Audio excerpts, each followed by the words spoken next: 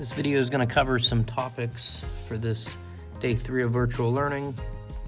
In class currently, we were working on Pythagorean theorem, and the stuff that you did on day 1 and day 2 was just plugging numbers in to this a squared plus b squared equals c squared formula that we went over in class, but then we went remote the last so many days.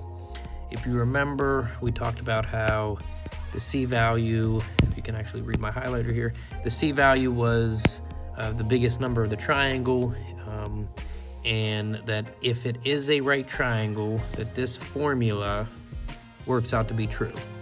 And if it didn't work out, then it meant that it was not a right triangle. So an example, just to go over one, is if it gave us the numbers 5, 13, and 12, that you knew to plug in a squared plus b squared equals c squared. And so what you would do is 13 would be your c value, then the other two legs would just fall in places a and b. And remember, we said it didn't matter which one was a and which one was b, because when you add them together, you can switch the order and you'd still get the same result. So when you would do this in a calculator, you get 169, and when you do it on the other side, you get 169, so this was yes. So this is where we were in class, and on the last 2 days of remote, you had Microsoft form quizzes that you went through. Those that actually took their time, the scores were real good. Some people were done in less than a minute, and I think they just guessed and their scores weren't good, but for the most part, I think we had this pretty good understanding of it. So, all right, so that leads us to today.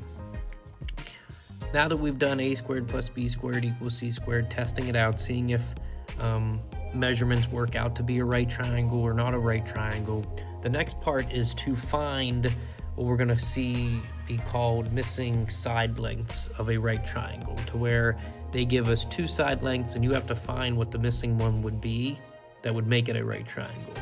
And what that's going to involve is solving equations with the exponent 2 in it, or with the second power in it, like we see with a squared. So we have to go over how do you solve those. And what we're going to do is look at a problem from the beginning of the year, Unit 3, when we were actually solving equations. Okay, so let's look at 3x plus 1 equals 13.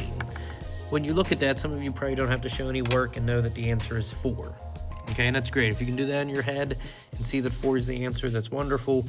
But what's more important is, do you understand the steps that go into this problem to make it prove or show that x is 4? And what that involves is doing inverse operations. I'm using an easy example here, just so we know that the answer is 4, and we're going to work our way back to that. But these steps is how you would solve any equation that we've done this year or in the previous years of doing it. So if you remember, you want to do the inverse of what it's asking you to do. So this is saying plus 1, so we would go and do subtract 1. This ends up being 3x equals 12. And what I'm doing by using the inverse operations is I'm undoing what the equation is having me to do, unraveling it to get to what x equals.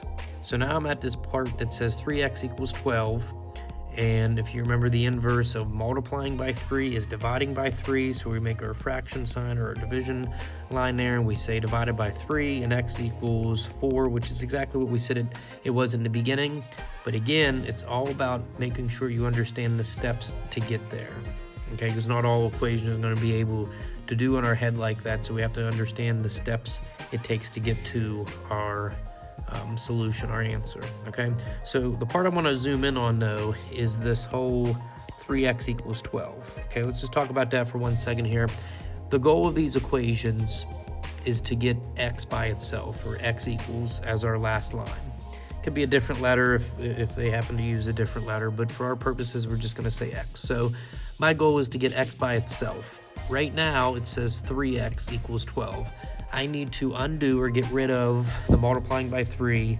So I did that move in the last problem by doing divided by 3, and that's how I get x equals 4. So what I did was I did the inverse to to get rid of this multiplying by 3. So in a way that would like cross out, and I'm left with just x. If I want to see a different example, what if it was 5x equals 30? Maybe you know in your head, okay, that's 5 times 6, so that's 6 is my answer. But again, do you understand, or can you follow and remember from the early parts of the year that I want to divide by 5 and get x equals, well, 30 divided by 5 is 6, so there's my result.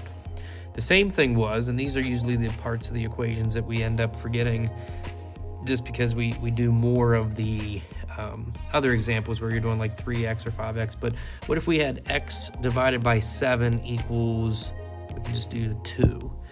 This one always ends up tricking people up near the end of the year just because they're kind of only in this part of the year where you do equations that specifically have x over 7. Usually we're multiplying by 7, but in this case I have x divided by 7, or x over 7 equals 2. And the inverse of dividing by 7 is to multiply by 7, so we would write times by 7, these cross out, and I get x equals 14. So those are the inverse operations that we've done. Our next part of our Unit 5 with the Pythagorean theorem is going to involve solving stuff like this. X squared equals, we'll pick an easy one, 25.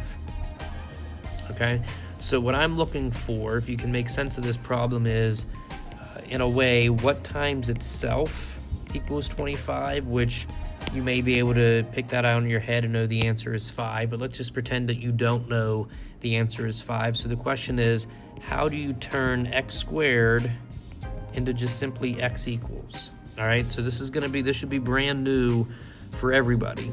All right, so this is going to be different. This is kind of where high school math, when you're in the 9th, possibly 10th, depending on what you go into, this is what the equations will look like when you get to high school. So I need to turn x squared into just x.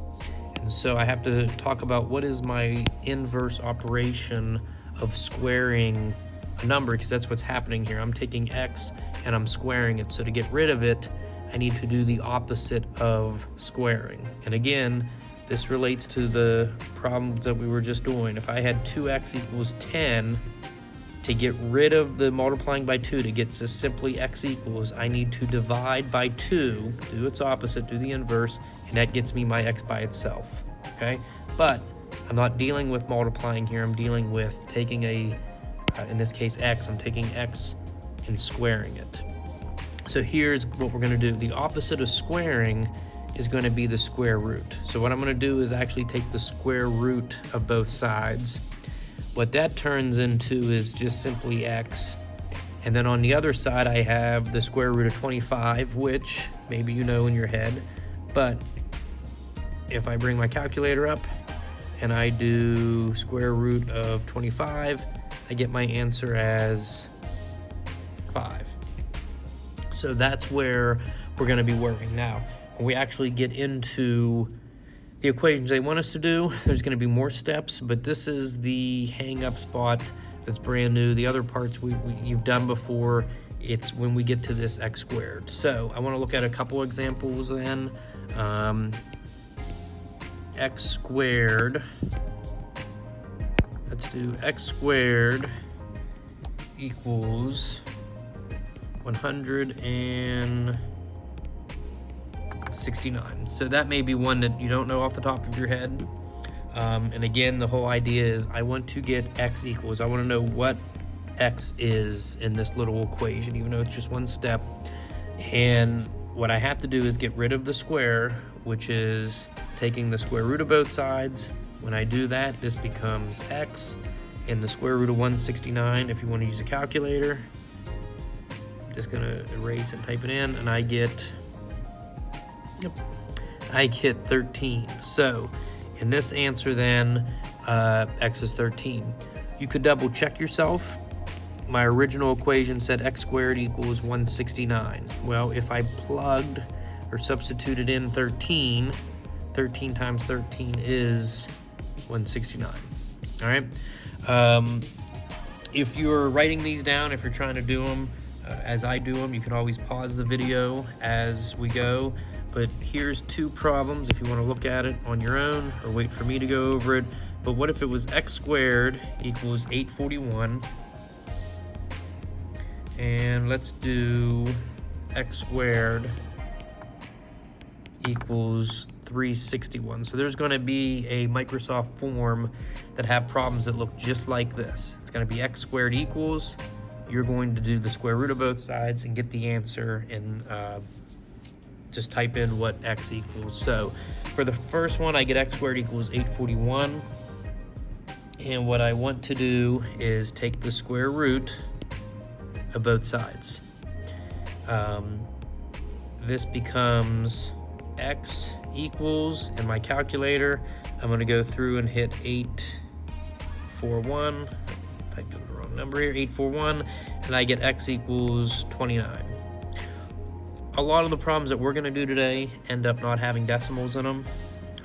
In the real world, you could have decimals. I'm not going to have any just for the sake of, since you're doing it on your own at home, just trying to keep them easier, but just keep in mind that there's a chance in the future, especially when we come back in class in person, that you will have decimals. All right, so for the second one, x squared equals 361.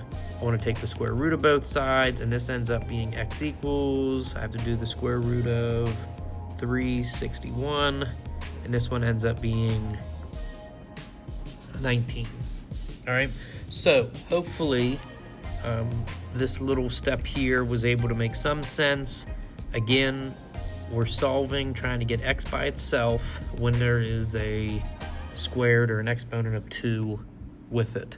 There's a Microsoft form that will have different problems like this. All you have to do is go through, use your calculator, get an answer. Remember that there aren't any that have decimals in them, so that's a little bit of a hint there. And when you're typing this in the Microsoft forms, do not put x equals as your answer, just put your number answer that you have. So thank you. Hopefully we're back in class here within the next couple days. Make sure you're staying warm. Thank you.